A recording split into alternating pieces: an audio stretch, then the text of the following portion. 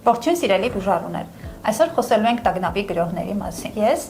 Նոնա Փիլոսյանս նյարդաբան եւ իմ գործընկերուհի Եվգենիա Մխիթարյան։ Տագնապի գրոհներով նյարդաբանի առօրյա դիմելությունը բավականին մեծ է։ Բուժարուները հիմնականում գանգատվում են անհանգստության վախի զգացումից, որոնք ուղեկցվում են կոկորտում խեղդոցի զգացումով, սրտխփոցով, զարկերակային ճնշման տատանումներով, երբեմն նաեւ կրծքավանդակի շրջանում ծանրության եւ ցավի զգացողությամբ։ Հաշվի առնելով կլինիկական դրսևորումների նման լինելը սրտանոթային շատ հիվանդությունների հետ, կարևորվում է սրտի օրգանական փոփոխությունների բացառումը սրտաբանի կողմից, ինչպես օրինակ սրտի իշեմիկ հիվանդությունն է, որոշ արիթմիաների հերքումը, օրինակ պարոքսիզմալ տախիկարդիաների բացառումը եւ այլն։ Տագնապային գրոհ ունեցող բուժարուններին ցուցված է էլեկտրասրտագրություն, շուրջօրյա էլեկտրասրտագրություն հոտեր սարքի միջոցով, էխոսրտագրություն եւ անհրաժեշտության դեպքում ծանրաբեռնվածության թեստի իրականացում։ Տագնապային գրոհ ունեցող բուժարուններին ցուցված է միջդիսցիպլինար մոտեցում, սրտաբանի եւ նյարդաբանի համատեղ աշխատանք։ Ուստի բոլոր այն դեպքերում, երբ բացառվում է ձեր գանգատների օրգանական բնույթը եւ ախտորոշվում է տագնապի գրոհներ, վստահ եղեք, որ այդ վիճակը կառավարելի է։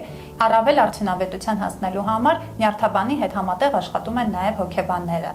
Սրտաբանի կողմից, երբ բացառվում է սրտի օրգանական փոփոխությունները, տարատեսակ սրտի ռիթմի խանգարումները եւ այլն, բուժարուն հետագա բուժումը շարունակում է նյարդաբանի հետ համատեղ։ Տագնապային գրոհ ունեցող բուժարունների համատեղ վարումը սրտաբանի եւ նյարդաբանի կողմից բարձրացնում է բուժման նկատմամբ հակվածությունը եւ արդյունավետությունը։